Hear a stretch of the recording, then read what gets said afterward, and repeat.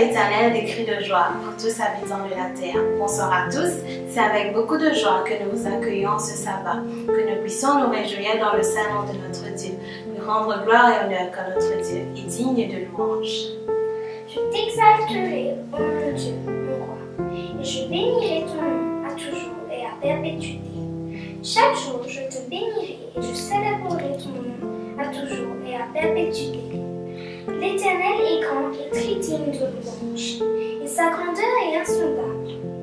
Que chaque génération célèbre tes œuvres et publie tes offices. Je dirai la splendeur glorieuse de ta majesté, je chanterai tes merveilles. Amen.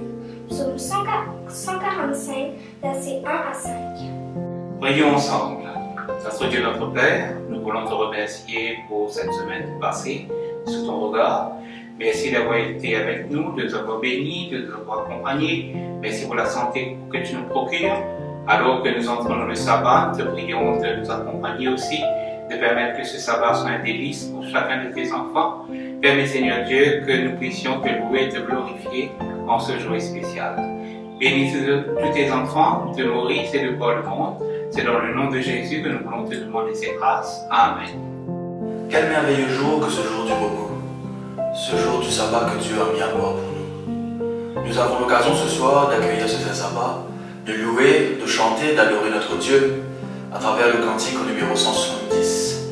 Repos si doux. Oh oui, que ce repos est merveilleux, que ce repos est doux. Chantons mes frères et sœurs, chantons de tout notre cœur, afin que les anges puissent s'allier à nous pour pouvoir louer et exalter notre Dieu. Repos si doux.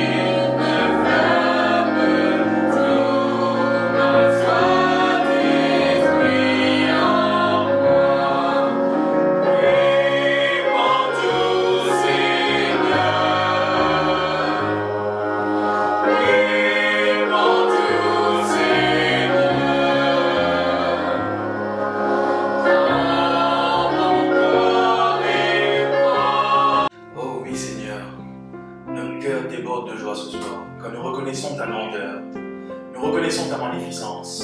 Gloire à toi. Gloire à toi, Père, parce que toi seul est le Dieu 3 fois saint. Le Dieu d'amour qui revient très bientôt. Oh oui, qui revient très bientôt nous chercher sur les nuées. Nous attendons ce moment, Seigneur Dieu, pour pouvoir vivre avec toi dans le ciel. Gloire à toi. Gloire à toi, Père.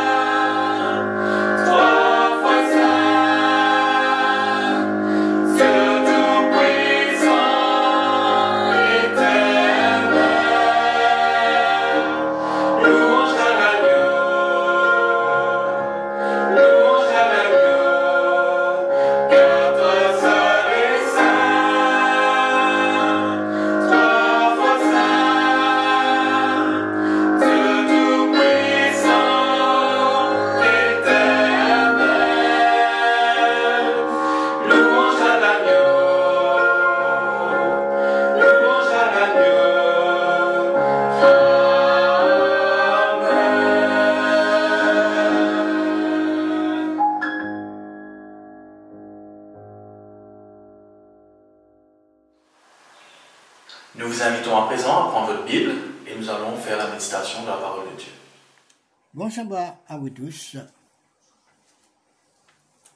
Que Dieu accorde à chacun de nous toutes sortes de bénédictions en ce jour sacré. Qu'il y réponde à toutes nos prières et qu'il y remplit nos cœurs de paix et de joie. Et ce sont nous contents qui nous regardent ensemble. Dans quelle époque nous pouvons vivre? En quel temps sommes-nous? Ce n'est pas un secret pour personne qui nous peut vivre en des temps difficiles. Nous pouvons vivre dans des temps critiques. Nous pouvons vivre dans des temps de crise. Des crises dramatiques finissent éclater à travers le monde. Des crises dans le monde politique. Des crises qui peuvent affecter les familles. Des crises qui peuvent affecter la société. Des crises qui peuvent affecter l'Église de Dieu. Des crises qui affectent chaque homme et chaque femme. Nous pouvons vivre au temps des crises. Dans quel temps que nous pouvons vivre? Eh bien, nous pouvons trouver la réponse à cette question importante dans la Bible. Nous lisons dans Daniel chapitre 12, le verset 9. Daniel, le chapitre 12, le verset 9. Lisez-nous, il répondit, va Daniel, car ces paroles seront tenues secrètes et scellées jusqu'au temps de la fin. Frères et sœurs, nous pouvons vivre au temps de la fin. Et la sœur White, dans son livre Tragédie des siècles, à la page 369, dit nous, Satan répandra sur des villes populeuses la maladie et les calamités. Il est à l'œuvre en ce moment même, provoquant des accidents et des désastres sur la mer, sur la terre, des incendies, des cyclones, orages de grêle, des tempêtes, des inondations, des tremblements de terre. Sa puissance se manifeste en tout lieu et sous 1000 formes. Il séduit les moissons dorées et fait apparaître la famine. Il empoisonne l'atmosphère et des milliers de personnes sont victimes d'épidémies. Ces calamités deviendront de plus en plus fréquentes et désastreuses. L'œuvre de destruction atteindra les hommes et les bêtes. Eh bien, ce bon événement-là annonce-nous une seule chose, la fin du temps. Frères et sœurs, nous pouvons vivre au temps de la fin. Les empires mondiaux mentionnés dans le livre de Daniel, dans le chapitre 2 et le chapitre 7, ont déjà surgi et depuis disparaître. Les 1260 années de persécution prédites dans Daniel et Apocalypse sont derrière nous. La prophétie de 2300 ans que nous trouvons dans Daniel 8, le verset, dans Daniel 8 et 9, c'est déjà accompli. Le jugement finit déjà commencé en 1844. Les signes des temps mentionnés dans Matthieu 24 et Luc 21 et dans d'autres passages bibliques s'accomplissent d'une manière impressionnante. La terre est remplie de violence et d'immoralité. Nous trouvons dans Luc le chapitre 21, le verset 25 et 26, Luc le chapitre 21,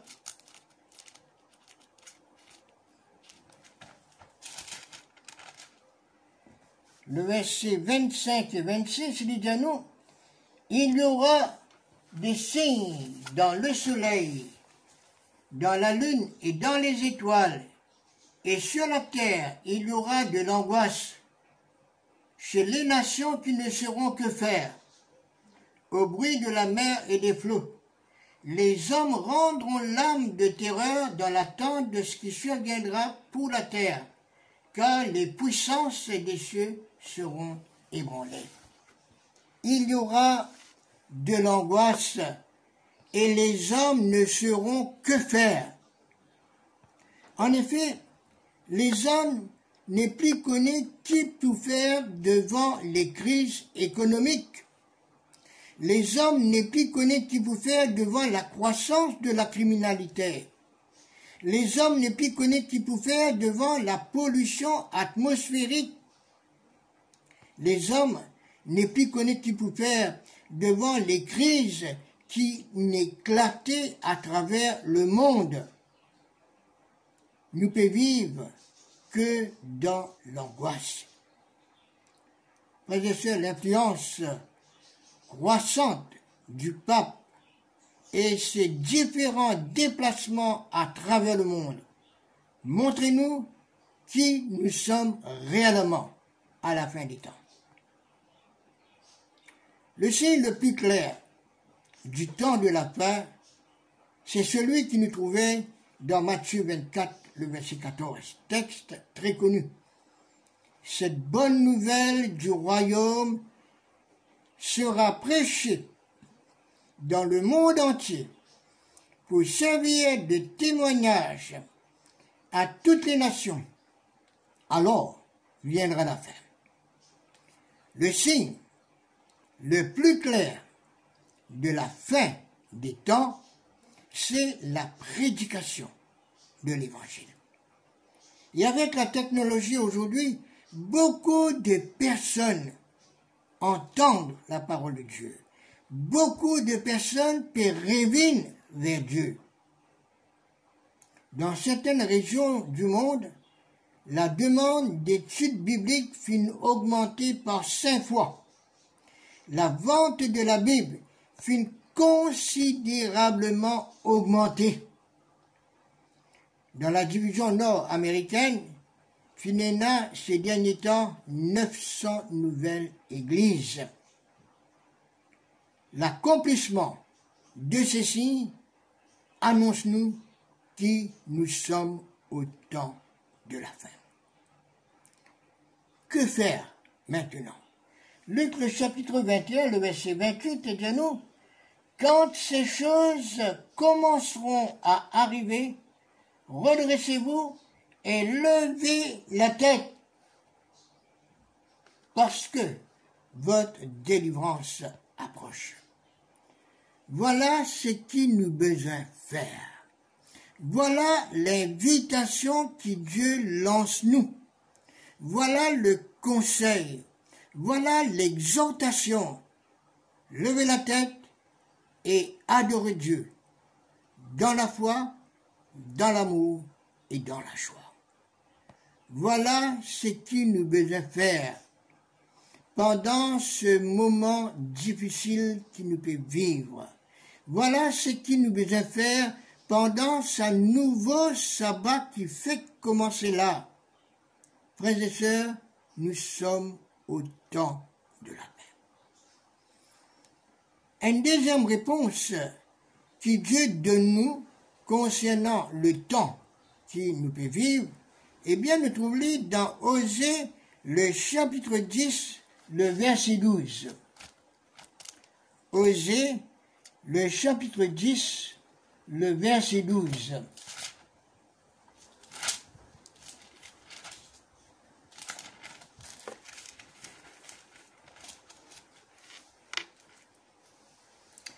Semez selon la justice, moissonnez selon la miséricorde, défrichez-vous un champ nouveau.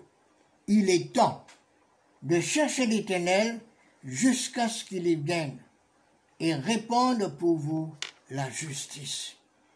Il est temps de chercher Dieu. Il est temps de chercher Dieu personnellement. Il est temps de chercher Dieu en famille. Et Dieu nous donne un jour, le sabbat. Profitons de ce temps pour nous approcher de Dieu. Frères et sœurs, il est temps de chercher Dieu.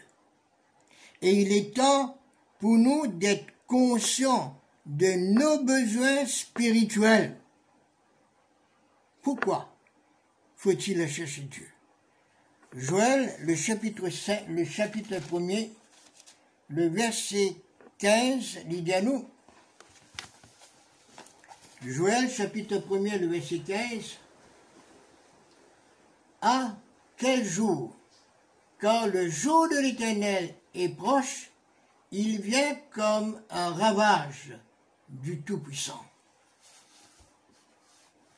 Car le jour de l'Éternel est proche, il vient comme un ravage du Tout-Puissant. Nous besoin rechercher Dieu parce que le jour est proche. Nous besoin rechercher Dieu parce que nous sommes pécheurs. Nous besoin rechercher Dieu parce que il y a des divisions, des disputes douloureuses dans toutes les familles.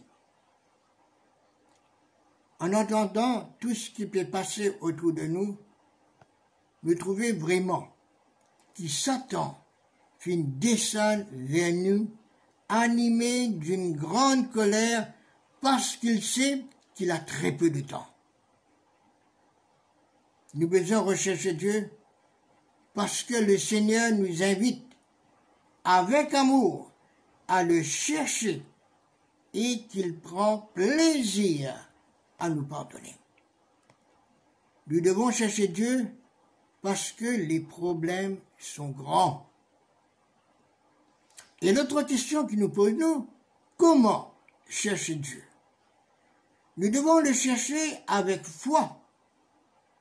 Nous devons le chercher dans la prière, dans l'étude de sa parole et surtout avec un esprit de repentance. Qui pour passer les temps nous pour rencontrer Dieu? Zacharie, le chapitre 3.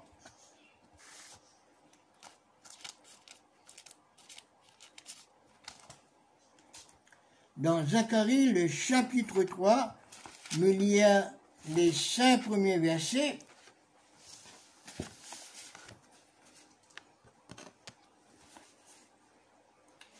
Lisons-nous. Il me fit voir Josué, le souverain sacrificateur, debout devant l'ange de l'Éternel, et Satan qui se tenait à sa droite pour l'accuser. L'Éternel dit à Satan, que l'Éternel te réprime, Satan, que l'Éternel te réprime, lui qui a choisi Jérusalem. N'est-ce pas là un tison arraché du feu? Oh, Josué était couvert de vêtements sales, et il se tenait debout devant l'ange. L'ange, en prenant la parole, dit à ceux qui étaient là devant lui, « ôtez-lui les vêtements sales. » Puis il dit à Josué, « Vois, je t'enlève mon iniquité, et je te revêts d'habits de fête. » Je dis qu'on mette sur sa tête un turban pur. Et ils mirent un turban pur sur sa tête, et lui mirent des vêtements. L'ange de l'Éternel était là. Quand nous pourrons rencontrer Dieu, l'époux débarrasse-nous des vêtements souillés du péché. Quand nous pourrons rencontrer Dieu, l'époux pardonne-nous par les mérites du sang de Jésus. Et c'est pourquoi nous avons besoin de rechercher Dieu. La troisième réponse à notre question « En quel temps nous vivons ?» se trouve dans Joël, le chapitre 2.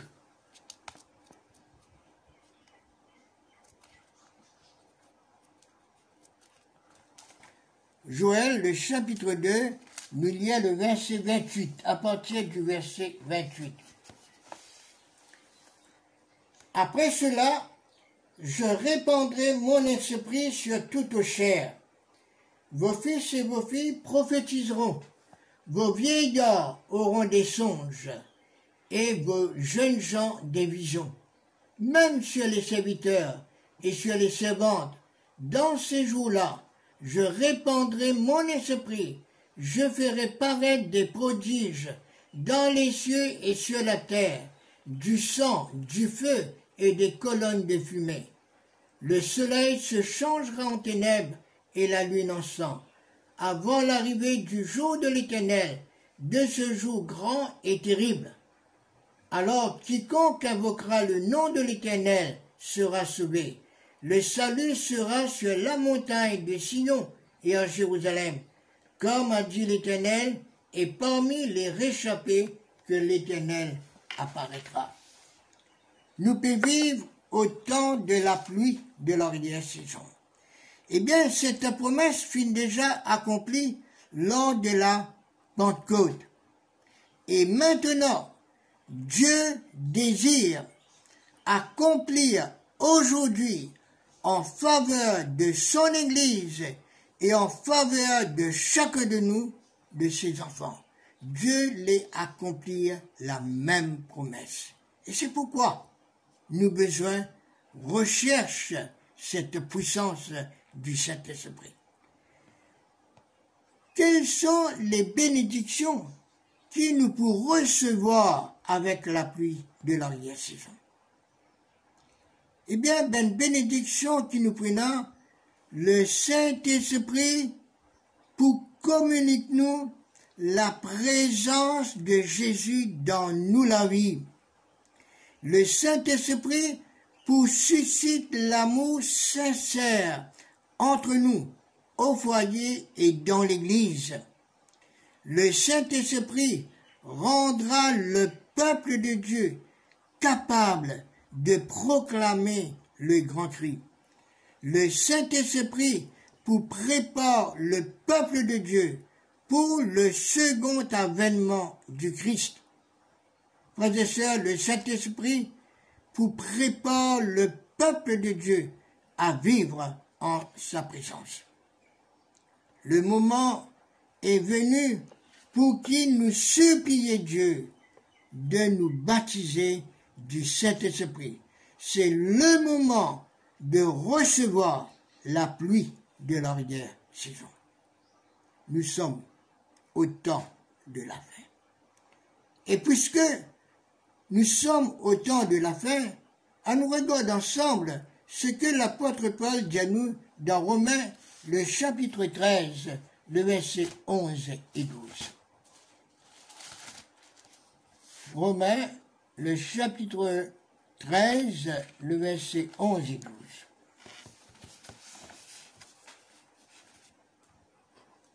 Cela importe d'autant plus que vous savez en quel temps nous sommes.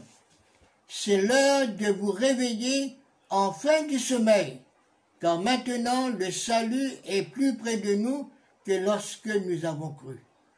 La nuit est avancée, le jour approche, dépouillons-nous donc des œuvres des ténèbres et revêtons les armes de la lumière. C'est l'heure de nous réveiller, enfin du sommeil spirituel. C'est l'heure de nous réveiller, de nous dépouiller des choses de ce monde. C'est l'heure de marcher honnêtement, loin des querelles et des jalousies.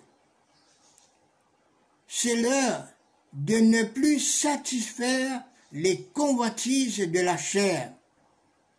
C'est l'heure de ne plus nous conformer au siècle présent. C'est l'heure d'être transformés. Nous lisons un dernier texte dans Romains, le chapitre 12.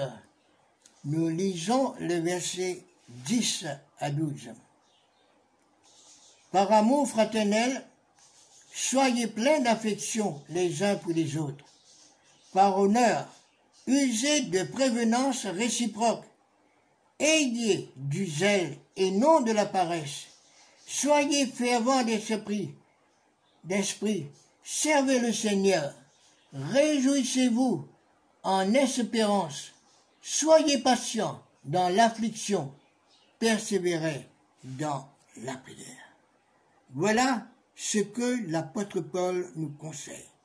Nous devons être remplis d'affection les uns pour les autres. Nous devons être patients. Nous devons avoir le zèle missionnaire et nous devons persévérer dans la prière. Frères et sœurs, nous sommes au temps de la fin. C'est le temps de chercher Dieu de tout notre cœur. C'est le temps de la pluie de l'arrière-saison. C'est le temps de proclamer le dernier message. C'est le temps de nous réveiller et d'être zélés pour le Christ. C'est le temps de persévérer dans la prière. Nous sommes au temps de la fin. Puissions-nous être conscients de cela. Et que pendant ce nouveau sabbat, nous puissions faire une nouvelle expérience de nous rapprocher davantage de Dieu, personnellement et entre familles. Amen. Nous allons prier. Éternel, notre Dieu, notre Père, notre Créateur, merci pour ce nouveau sabbat qui te donne. Merci de ce que ce soir te rappelle-nous dans quelle époque nous pouvons vivre. Merci de ce qui te rappelle-nous, qui nous besoin de toi, qui nous besoin persévérer dans la prière, qui nous besoin être patient, qui nous besoin être sa zèle de l'évangile. Aide-nous, papa.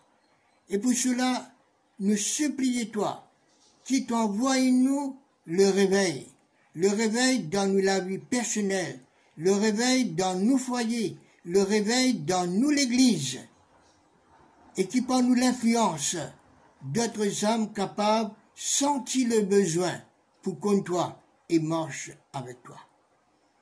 Papa, nous demandons toi, qui te remplis nous d'Esprit Saint, qui t'apporte les changements nécessaires dans nous la vie.